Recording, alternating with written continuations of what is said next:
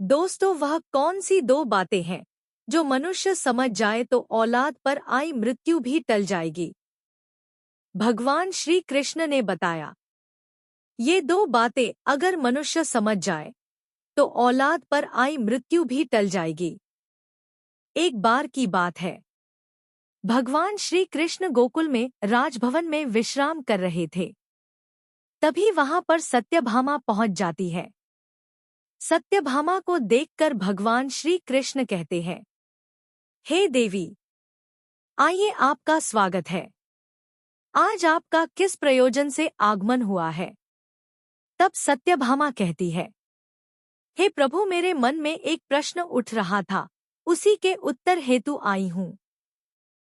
तब भगवान श्री कृष्ण कहते हैं, हे देवी सत्यभामा, आपके मन में जो भी प्रश्न है निसंकोच होकर पूछ लीजिए। आपके प्रश्नों का उत्तर हम अवश्य देंगे। तब सत्यभामा कहती हैं, हे प्रभु, वह कौन सी दो बातें हैं जो मनुष्य समझ जाए तो औलाद पर आई मृत्यु भी टल सकती है? तब भगवान श्री कृष्ण कहते हैं, हे देवी, आपको मैं एक अत्यंत पवित्र कथा सुनाता हूँ, जिसको सुनने के बाद आपको आपके सभी प्रश्नों के उत्तर मिल जाएंगे। तब देवी सत्यभामा कहती हैं, हे प्रभु, आप कथा सुनाइए, मैं ध्यान लगाकर इस कथा को पूरा सुनूंगी। अब कथा को आरंभ करते हैं। भगवान श्री कृष्ण कहते हैं, हे सत्यभामा, प्राचीन काल की बात है। एक काशी नाम की प्रसिद्ध नगरी है, जिसे देवनगरी के रूप में भी पूजा जाता है। उस काशी नगरी में देव वर्मा नाम के राजा हुआ करते थे। राजा देव वर्मा बहुत ही धर्मात्मा व्यक्ति थे। राजा देव वर्मा की बड़ी ही पतिव्रता और संस्कारी रानी थी। रानी का नाम था गायत्री देवी। वह दोनों पति पत्नी भगवान भोले बाबा के बहुत बड़े भक्त थे।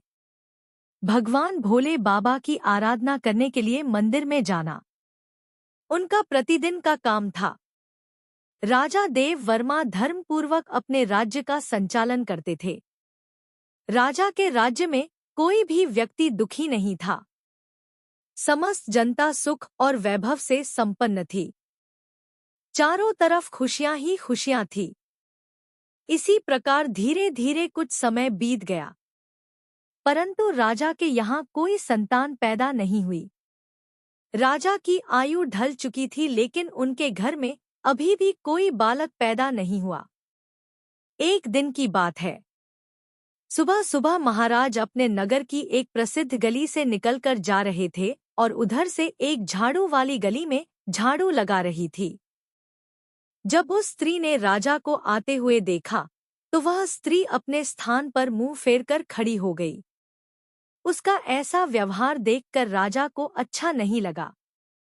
महाराज उस समय तो भगवान शिव की पूजा करने मंदिर जा रहे थे, इसलिए उनसे कुछ नहीं कहा। लेकिन जब वह राज दरबार में आए तो उन्होंने अपने एक सैनिक को बुलाकर कहा कि तुम जाओ और उस झाड़ू लगाने वाली को बुलाकर ले आओ, उससे मुझे कुछ बात करनी है। वह सैनिक उस झाड़ू लगाने वाली के घर जाता है, जिसने महाराज को देख करके मुंह फेर लिया था। सैनिक ने कहा, तुम्हें राजा साहब ने दरबार में बुलवाया है। वह झाड़ू लगाने वाली मन में विचार करने लगी कि महाराज का आदेश है, टाल तो नहीं सकते, इसलिए चलना पड़ेगा। लेकिन पुत्रहीन राजा का मुंह देखना बहुत बुरा होगा। वह झाड़ू लगाने वाली उस सैनिक के साथ राजा के दरबार के लिए चल देती है और कुछ समय के बाद वह जाकर खड़ी हो जाती है और राजा को प्रणाम करती है। महाराज कहने लगे, बहन, आप मुझे एक बात बताओ, आज प्रातःकाल जब मैं भगवान शिव के मंदिर के लिए जा रहा था तो तुमने मुझे देखकर अपना मुंह क्यों फेर लिया था? तब वह महिला कहती है, हे महाराज, आप भले ही मुझे मृत्युदंड दे दो तो भी मुझे कोई ऐतराज नहीं है, परंतु मैं सत्य ही बोलूंगी। महाराज, आपके यहाँ तो परम विद्वान और श्रेष्ठ राजपुरोहित विराजमान है। अगर मैं गलत बोलूं तो आप इनसे पूछ लेना। सुबह सुबह आपका कोई मुंह देख लेता है तो उसका पूरा दिन खराब हो जाता है। क्योंकि आप संतानहीन राजा हो, इसलिए मैंने आपको देखकर अपना मुंह फेर लिया था। दोस्तों, राजा इस बात को सुनकर के बड़े अचंभित हुए। मन में विचार करने लगे कि यह स्त्री तो बिल्कुल सही कह रही है। यदि किसी नगर का राजा पुत्रहीन है तो वास्तव में यह अच्छा नहीं है। भगवान श्री कृष्ण कहते हैं, हे देवी सत्यभामा। राजा ने उस झाड़ू वाली को उसके घर भेज दिया और मन में विचार करने लगे कि अब तो मुझे भगवान शिव के यहाँ जाकर एक पुत्र प्राप्ति यज्ञ कराना चाहिए। दोस्तों, ऐसा विचार करके राजा अपने महल में आए और अपनी महारानी से कहने लगे, रानी, हमारे नगर के लोगों को हमारा मुंह देखने से बहुत तकलीफ होती है, क्योंकि हम संतानहीन हैं। चलिए भगवान शिव के दरबार में चलते हैं और भगवान भोलेनाथ से प्रार्थना करेंगे कि वह हमें एक पुत्र प्रदान करें। भगवान श्री कृष्ण कहते हैं, हे देवी। यही विचार करके देव वर्मा और रानी गायत्री दोनों भगवान शिव के मंदिर में जाते हैं और वहां जाकर उन्होंने पुत्र प्राप्ति यज्ञ का आयोजन किया। राजा रानी के पुत्र प्राप्ति यज्ञ करने पर भी संतान उत्पन्न न हुई। राजा का पुत्र प्राप्ति यज्ञ भी निष्फल हो गया। इधर जो यज्ञ करने वाला पंडित था वह भी यह जानकर बड़ा चिंतित हुआ कि आज तक मैंने जितने भी यज्ञ कराए हैं, कोई भी यज्ञ निष्फल नहीं गया। लगता है राजा का भाग्य ही खोटा है। राजा के भाग्य में भगवान ने कोई संतान लिखी ही नहीं है, इसलिए तो पुत्र प्राप्ति यज्ञ निष्फल हो गया। श्री कृष्ण कहते हैं, हे देवी सत्यभामा। राजा भी बड़ा धैर्यवान था। इस बात से राजा बिल्कुल भी विचलित नहीं हुआ। राजा बड़ा ही धैर्य धारण करने वाला था। उसने अपने मंत्री से कहा, मंत्री जी, आप मेरी अनुपस्थिति में राज्य का संचालन करो। मैं अब भगवान शिव की आराधना करूंगा। ऐसा निश्चय करके राजा भगवान शिव के मंदिर में बैठकर उनकी तपस्या करने लगता है और इस तरह से धीरे धीरे तपस्या करते हुए राजा को 1 साल गुजर जाता है। इधर भगवान शिव भी सोचने लगे कि मुझे अब इस भक्त के पास जाना चाहिए। कुछ समय बाद भगवान शिव अपने नंदी के साथ में राजा के सामने प्रकट होते हैं और कहते हैं, हे राजन, मैं तुमसे अति प्रसन्न हूँ। वरदान मांगो, तुम क्या चाहते हो? राजा ने कहा, हे प्रभु, आप तो अंतर्यामी हो, सबके मन की बात जानते हो। राजा कहता है, हे प्रभु, जैसे हंस बिना सागर सूना है, कोयल बिना बाग सूना है, उसी प्रकार पुत्र बिना कुल सूना होता है। राजा की बात सुनकर भगवान शिव बोले, हे राजन, वैसे तो तुम्हारे भाग्य में 7 जन्मों तक कोई संतान नहीं है, परंतु तुमने मेरी आराधना की है। मैं इसीलिए तुम्हें एक पुत्र प्रदान कर रहा हूँ, लेकिन ध्यान रखना, उस पुत्र की आयु मात्र 25 वर्ष होगी। 25 वर्ष तक वह तुम्हें पुत्र का सुख देकर पुनः अपने स्थान को लौट जाएगा। राजा ने सोचा, चलो 25 वर्ष ही सही, कम से कम संतानहीन होने का कलंक तो मिट जाएगा। राजा ने कहा, जो भी हो प्रभु, आप मुझे पुत्र प्रदान कर दीजिए। उसी समय भगवान भोले बाबा ने अपने एक गण को बुलाया और उससे कहा कि तुम जाओ 25 साल के लिए इस राजा के पुत्र के रूप में जन्म ले लो। राजा मंदिर में से भगवान भोले बाबा का वरदान लेने के बाद वापस अपने महल में लौट जाता है और वह सूचना अपने राजपुरोहित और महारानी को सुनाता है कि भगवान भोले बाबा ने मुझे वरदान दे दिया है। अब हमारे घर में बहुत जल्द पुत्र की किलकारी गूंजेगी। भगवान श्री कृष्ण कहते हैं कि हे देवी सत्यभामा, धीरे धीरे समय व्यतीत हुआ और भगवान भोले बाबा के वरदान अनुसार रानी गायत्री ने गर्भ धारण किया। ये देखकर राजा के घर में खुशी की लहर दौड़ गई।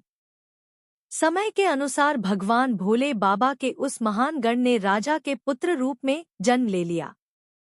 ये देखकर राजा और रानी बड़े प्रसन्न हुए। संपूर्ण काशी नगर में उत्सव मनाया गया। ब्राह्मण ने उस पुत्र का नाम रुद्र प्रताप रखा। धीरे धीरे रुद्र प्रताप बड़ा होने लगा।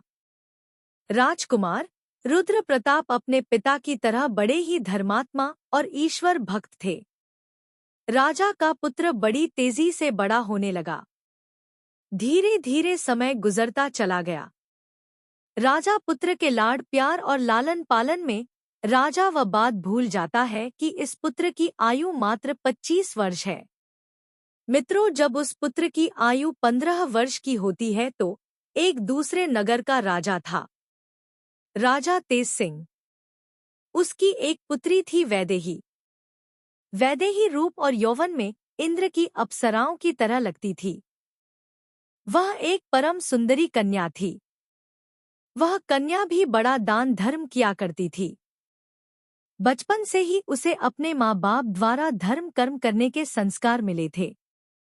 वह प्रत्येक जीव पर दया रखती थी। सवेरे उठकर सबसे पहले पक्षियों को दाना चुगाया करती थी और अपने द्वार पर आए हुए किसी भी अतिथि और साधु संत को खाली हाथ नहीं लौटाती थी। वह हर भूखे को भोजन कराती थी। वह कन्या भी इधर धीरे धीरे बड़ी हो जाती है। महाराज तेज सिंह ने जब राजा देव वर्मा के पुत्र रुद्र प्रताप के बारे में सुना कि महाराज देव वर्मा का एक बड़ा धर्मात्मा और तेजस्वी पुत्र है, तो राजा तेज सिंह ने अपनी कन्या का रिश्ता राजा देव वर्मा के यहाँ भिजवा दिया। उधर राजा देव वर्मा ने मन में विचार किया कि मेरे पुत्र की आयु 25 वर्ष है, मुझे इसका विवाह कर लेना चाहिए और इसके यहाँ कोई पुत्र पैदा हो जाएगा तो मेरा भी वंश आगे बढ़ जाएगा। ऐसा सोच विचार कर राजा देव वर्मा ने अपने बेटे का रिश्ता तय कर लिया और कुछ समय में ही राजकुमारी वैदेही का राजकुमार रुद्र प्रताप के साथ विवाह हो जाता है। राजकुमारी वैदेही बहुत ही पतिव्रता स्त्री थी। उसका एक नियम यह भी था कि वह भोजन तब तक नहीं करती थी जब तक किसी भूखे प्राणी को भोजन नहीं करा देती थी। धीरे धीरे समय गुजरता गया। भगवान श्री कृष्ण कहते हैं कि हे सत्यभामा, इधर राजा देव वर्मा को लगने लगा कि उसके पुत्र की मृत्यु का समय नजदीक आ रहा है। उसकी 25 वर्ष की आयु पूरी होने वाली है। राजा तो पहले से ही जानता था क्योंकि भगवान भोले बाबा ने उसे सब कुछ बता दिया था। आपके पुत्र की आयु मात्र 25 वर्ष होगी। राजा ने यह बात किसी को नहीं बताई थी। धीरे धीरे राजा की चिंता बढ़ती जा रही थी। जैसे जैसे राजकुमार की उम्र बढ़ रही थी वैसे वैसे राजा की चिंता बढ़ रही थी। धीरे धीरे जब राजकुमार की आयु में मात्र 4 दिन शेष रह गए तो राजा सोचने लगा कि अब मैं क्या करूं? मेरा पुत्र तो 4 दिन के बाद मृत्यु को प्राप्त हो जाएगा। पुत्र मोह के कारण भगवान भोले बाबा के वरदान को भी राजा भूल जाता है और पुत्र में आसक्ति होने की वजह से वह बीमार पड़ जाता है। वह पुत्र की मृत्यु की बात सबको बताकर उन्हें भी चिंता में नहीं डालना चाहता था। अब तो राजा ने भोजन करना छोड़ दिया। इधर जब वह दिन आ गया जिस दिन राजा के पुत्र की मृत्यु होने वाली थी, उस दिन राजा सुबह से ही भगवान भोले बाबा के ध्यान में डूब गया। कहने लगा, हे प्रभु, पुत्र के जाने का दुख सहन करने की मुझे शक्ति प्रदान करो। विधि के लिखे को तो कोई नहीं बदल सकता। जो होना है वह तो होकर ही रहेगा। उस राजकुमारी की जो नवविवाहिता पत्नी थी वह प्रतिदिन भूखे को भोजन कराया करती थी, पक्षियों को दाना चुगाया करती थी। रोज की तरह उस दिन भी वह अपने धर्म कर्म में लगी हुई थी। इधर यमलोक में यमराज ने देखा कि आज राजकुमार रुद्र प्रताप की मृत्यु का दिन है, तो यमराज ने तुरंत अपने 2 दूतों को आदेश दिया कि जाओ, 1 घंटे के बाद तुम्हें राजकुमार रुद्र प्रताप के प्राण उसके शरीर से निकाल कर लाने हैं। राजकुमार रुद्र प्रताप के प्राण तुम ऐसे नहीं निकाल सकते। इसके लिए तुम्हें एक सर्प के पास जाकर और उसे राजकुमार की मृत्यु के लिए प्रेरित करना होगा, क्योंकि उस राजकुमार की मृत्यु सर्प के डसने से ही होगी। कोई सर्प उसे डसेगा तभी हम उसके प्राण हर सकते हैं। यमराज ने अपने दोनों दूतों से कहा कि जाओ और शीघ्रता करो और 1 घंटे के अंदर ही उसके प्राणों को लेकर आना है।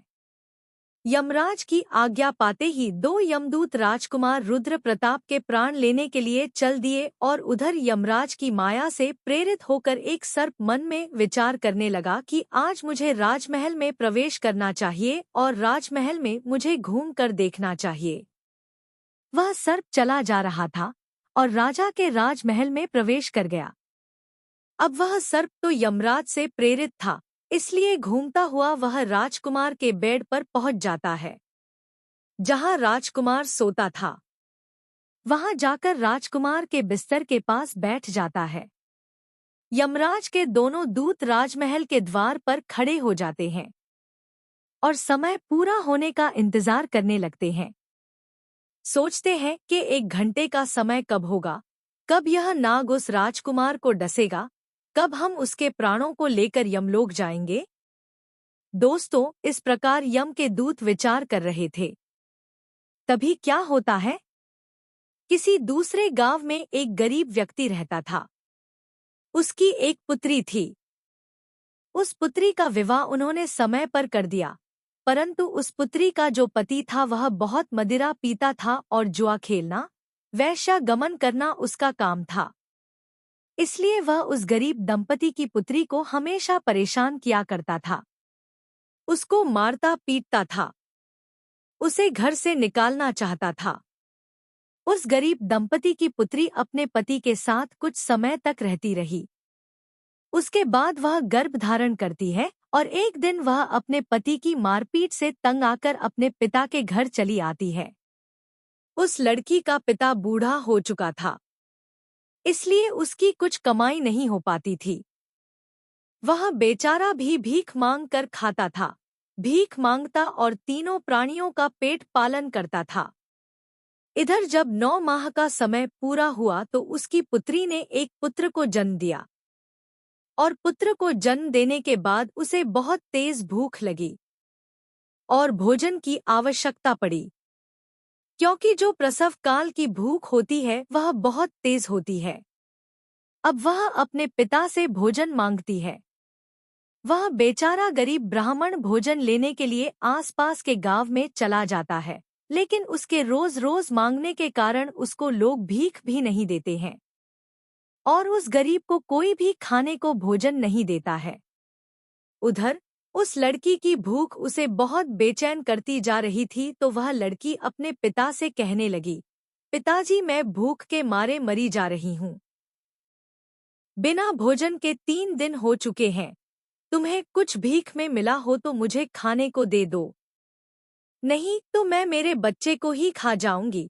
तब वह बूढ़ा आदमी कहता है कि है पुत्री, तुम इस पुत्र को मत खाना, मैं आज कोशिश करता हूँ।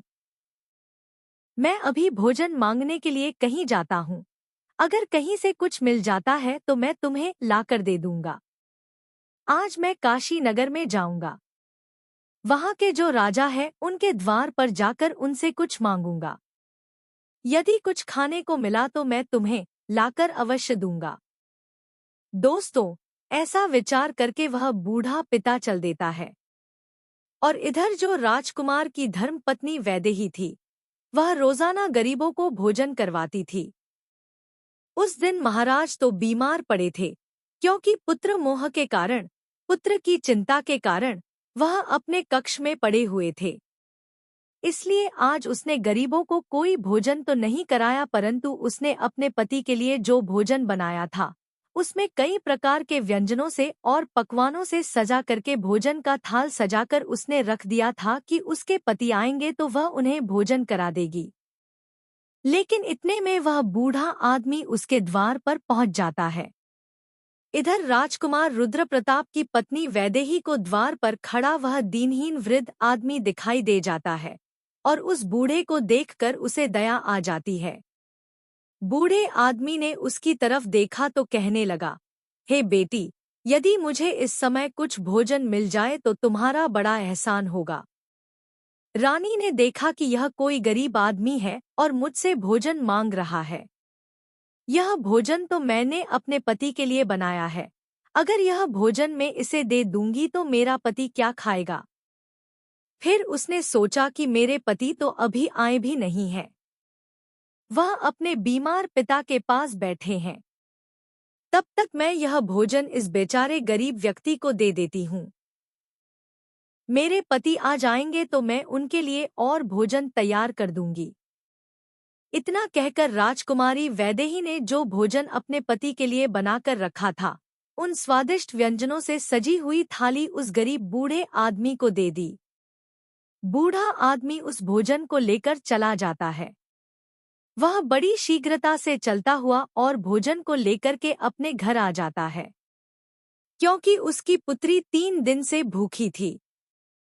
और उधर क्या होता है, जो राजा का पुत्र था, अपने पिता की देखभाल करने के बाद उनको वैद्य को दिखाने के बाद राजा के कक्ष से निकलकर अपने कक्ष की ओर जाने लगता है। उसके महल के द्वार पर 2 यमदूत तैयार खड़े थे और वह नाग उसको डसने के लिए उसके बिस्तर पर बैठा हुआ था। उधर उस वृद्ध ने वह भोजन ले जाकर और अपनी पुत्री को दे दिया। दोस्तों, तब भगवान श्री कृष्ण कहते हैं, हे देवी सत्यभामा, जब समय अच्छा होता है तो सब ठीक होता है। आप यह ध्यान रखें कि किसी भी विपत्ति को टालने के लिए आपको एक संकेत मात्र मिलता है, और यदि आप उस समय को पहचान गए, उस संकेत को समझ गए, तो बड़ी से बड़ी विपत्ति भी टाली जा सकती है। राजकुमार ने अपने कक्ष में जाने के लिए जब सीढ़ियों पर पैर रखा तो उसे छींक आ गई। उधर उसका निर्धारित समय पूरा होने वाला था।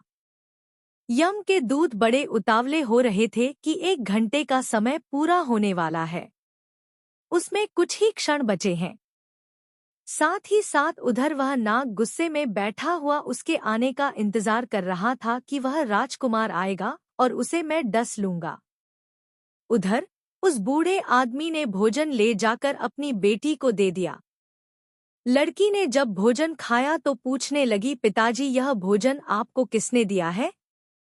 लड़की के पिता ने कहा, पुत्री, यह भोजन यहाँ की महारानी ने दिया है। यहाँ के राजा की जो पुत्रवधू है, उसने मुझ पर दया करके ये स्वादिष्ट भोजन मुझे दिया है। भोजन देखकर लड़की की आत्मा से दुआएं निकलने लगी। वह भगवान से प्रार्थना करने लगी, कहने लगी, हे भगवान, जिसने भी यह भोजन दिया है उसका सुहाग अमर हो जाए और वह सदैव सौभाग्यवती बनकर रहे। जैसे ही वह उस भोजन का निवाला अपने मुंह के अंदर ले जाती है, उसी समय उसकी आत्मा से आशीर्वाद निकलता है कि उसका पति अमर हो जाए। तो दोस्तों, भगवान श्री कृष्ण कहते हैं, सच्ची आत्मा से निकला हुआ आशीर्वाद जरूर फलित होता है। अब इधर लड़की का आशीर्वाद भगवान के पास जाता है, देवों के देव महादेव के पास पहुंचता है, तो भगवान भोले बाबा का सिंहासन हिल गया कि यह क्या हुआ, मेरा सिंहासन क्यों हिल रहा है? भगवान भोले बाबा मन में विचार करने लगे कि दुनिया में ऐसा क्या घटित होने वाला है। उन्होंने तुरंत नारद मुनि को बुलाया और नारद से कहा कि देख करके आओ, तीनों लोगों में क्या घटित होने वाला है। नारद ने जब देखा तो सब समझ में आ गया। उन्होंने जाकर के भगवान भोले बाबा से कहा, हे प्रभु, एक विचित्र घटना घट रही है। राजा देव वर्मा के पुत्र की मृत्यु का समय आ गया है। यमदूत दरवाजे पर खड़े हैं। नाग उसके बिस्तर में फन फैलाए बैठा है। राजकुमार सीढ़ियों पर चढ़कर ऊपर जा रहा है। जैसे ही वह अपने बिस्तर पर जाकर बैठेगा, नाग उसे डस लेगा और उधर वह उस बूढ़े आदमी की पुत्री राजकुमारी को आशीर्वाद दे रही है। उसकी आत्मा से आशीर्वाद निकल रहा है कि उसका सुहाग अमर हो जाए। हे भगवान, ये कैसा विचित्र संयोग है।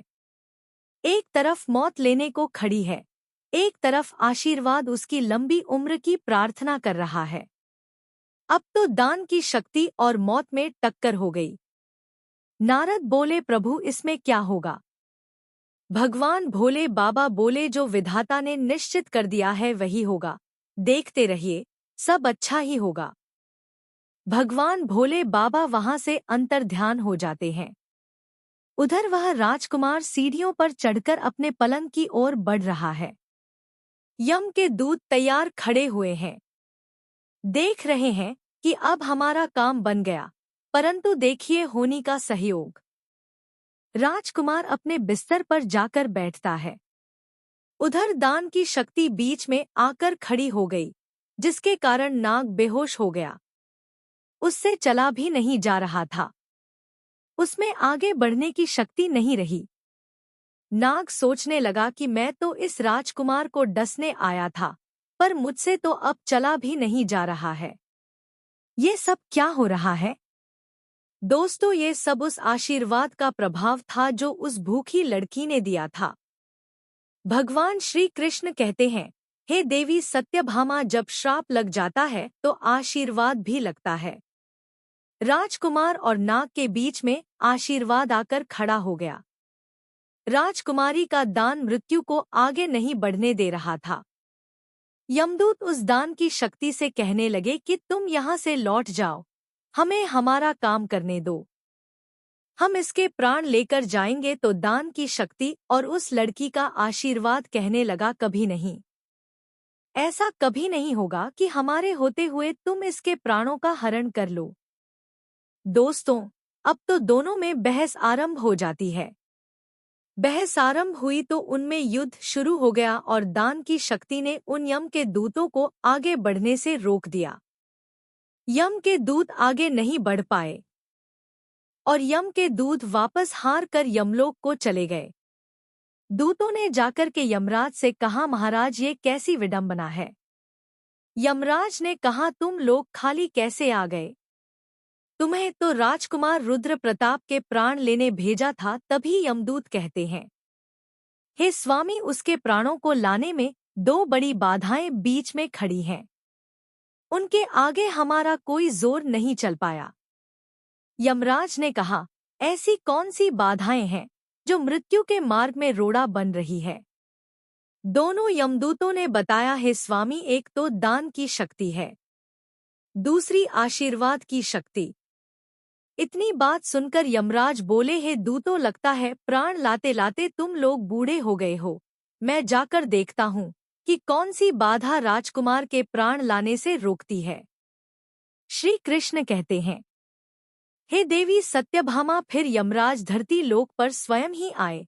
उधर भगवान भोले बाबा ने मन में सोचा कि अब मुझे इनमें समझौता कराना होगा। यमराज इनसे जीत नहीं पाएंगे और अगर यमराज हार गए तो ये प्रकृति के नियमों का उल्लंघन होगा। यमराज जब वहां उपस्थित हुए तो वहीं भगवान भोले भी प्रकट हो गए। यमराज ने भगवान भोले बाबा को देखा तो भगवान भोले बाबा को देखकर उनके चरणों में प्रणाम किया।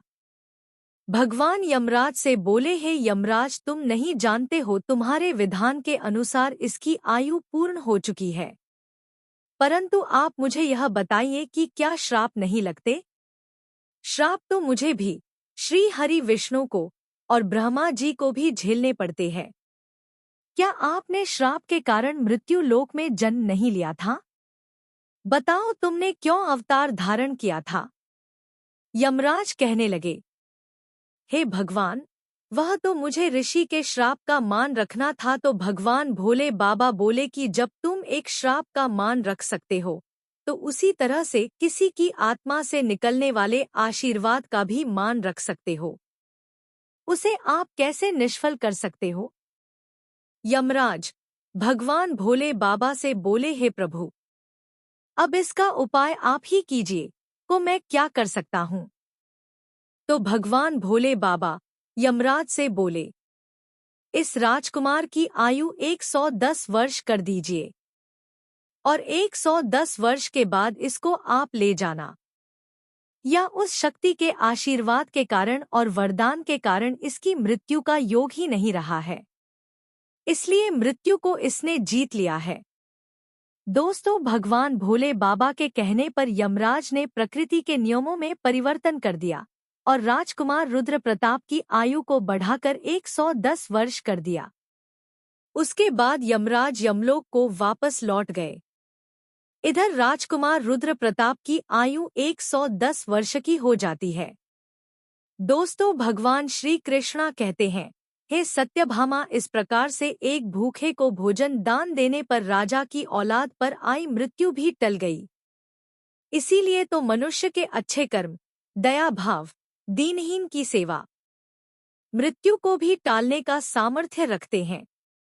लेकिन मनुष्य यह देखता है कि जिसको वो दान दे रहे हैं वह उस दान का पात्र होना चाहिए, दान पाने के योग्य होना चाहिए। यदि मनुष्य सुपात्र को दान देते हैं तो उस दान के सामने मौत भी पराजित हो जाती है।